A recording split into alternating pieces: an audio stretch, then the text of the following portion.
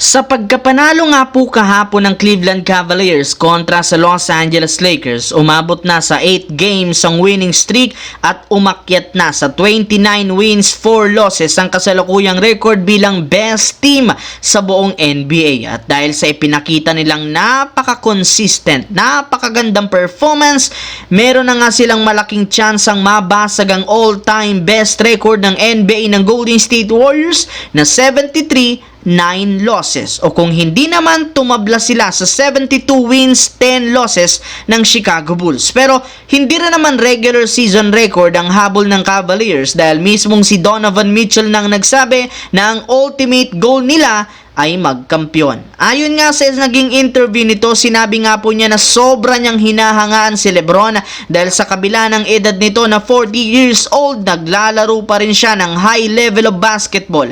Ibinulgar nga nito na matagal na nga po niyang gustong sundan ang footstep ni LeBron at makakuha ng pangalawang kampiyonato sa Cleveland Cavaliers. Samantala, sa kabila nga po ng pagkatalo ng Lakers kahapon, may ilang mga magagandang bagay pa rin ang nangyari dito, kagaya ng ipinakita ni Austin Reeves na nakapagtala siya ng career high 35 points, 9 rebounds, 10 assists.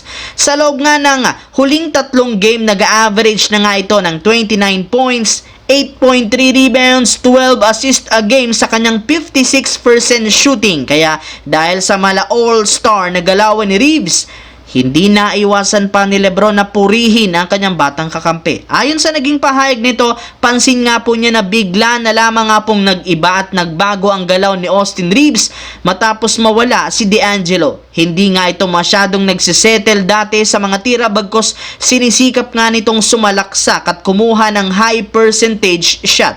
Pina-improve rin naman nga nito ang kanyang decision making at playmaking skills na rason bakit tumataas ang kanyang numero. At isa sa mga rason ay ang pagkawala ni D'Angelo. Alam na rin naman nga ni Reeves na matapos ma-trade si D'Angelo, siya na lamang ang nag-iisang player na tutulong kay LeBron sa paggawa ng mga plays. Kaya kailangan talaga niya mag-step up para manalo. Sinabi rin naman nga po ni LeBron na bagamat nalulungkot siya sa pagkawala ni D'Angelo, nilolook forward na rin naman ito ang kanyang magiging career sa Brooklyn Nets. Hindi nga kagaya sa Lakers, inaasahan na mas makakagalaw ito sa kanyang bagong team. Hindi rin naman mahihirapan si D'Angelo na makapag-adjust since dati na rin naman nga itong naglaro sa Nets, kaya kailangan lamang niyang gamayin ang ilang mga gameplay ng team. Pero ginulat rin naman nga ni D'Angelo ang mga fans dahil hindi niya kinailangan pa ng sapat na oras para maging komportable sa Nets dahil sa kanyang debut game, nakapagtala nga siya ng 22